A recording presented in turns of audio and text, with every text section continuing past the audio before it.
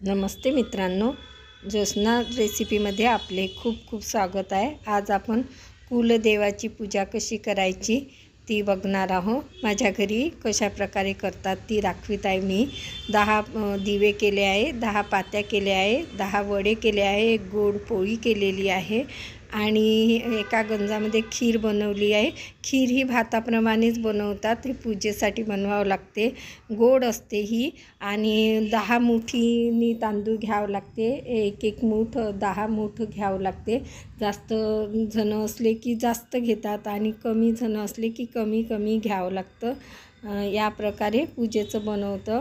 नारळ घेतलेला आहे आणि हे तांदूळ आणि गुलाल बुक्का कुंकू घ्यावं लागतं, पानं आणि खारका घेतलेला आहे। पूजा या प्रकारे मांडावं लागते। पाटावर मी कापड वगैरे टाकत नाही, कारण की हे वडे पात्या दिवे आपल्याला खावं लागतात, म्हणजे प्रसाद म्हणून मी कापड मांडत नाही। आणि जेंट्सच पूजा करतात, म्हणजे पूजा मांडतात। पूजा कोणीही करता येते, बायांनीही करता येते, परंतु पूजा ही जेंट्सच मांडत असतात।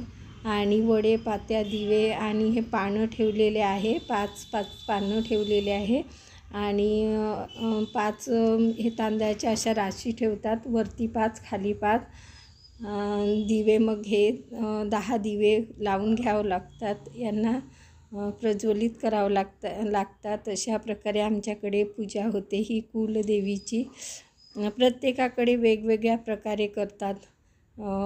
कसं आपण बाया पूजा करतो तर थोडं व्यवस्थितपणा ठेवतो, जेंट्स कसे त्यांच्या मर्जीनुसार करतात। दिव्याला आता कुंकू, गुलाल आणि बुक्का, हळद वाहत नाही आमच्याकडे। या प्रकारे पूजा हळद वाहल्या जात नाही। पहिलेपासून आमचे सासरे वगैरे हळद नव्हते वाहत, त्यामुळे आम्ही पण हळद नाही वाहत।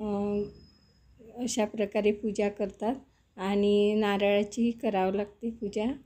आणि 4 खारका वरती ठेवतात आणि 2 खारका खाली ठेवतात, त्यांच्या मुठी काढून घेतात। अशा प्रकारे प्रत्येकाकडे वेगवेगळ्या प्रकारे पूजा केली जाते, आमच्याकडे अशा प्रकारे करतात।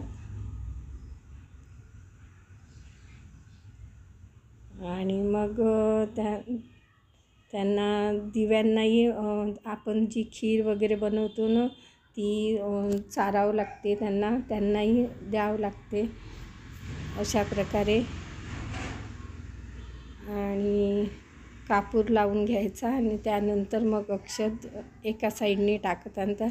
हे सगळं हे काढून घेतलेलं आहे प्रसाद, आम्ही ताटामध्ये या प्रकारे काढतात, त्यावर दिवा ठेवतात आणि उभे होऊन नमस्कार करावा लागतो। अशा प्रकारे पूजा करतात आमच्याकडे। कशी वाटली तुम्हाला आमची पद्धत? पुन्हा भेटू नवीन व्हिडिओसोबत, तोपर्यंत धन्यवाद।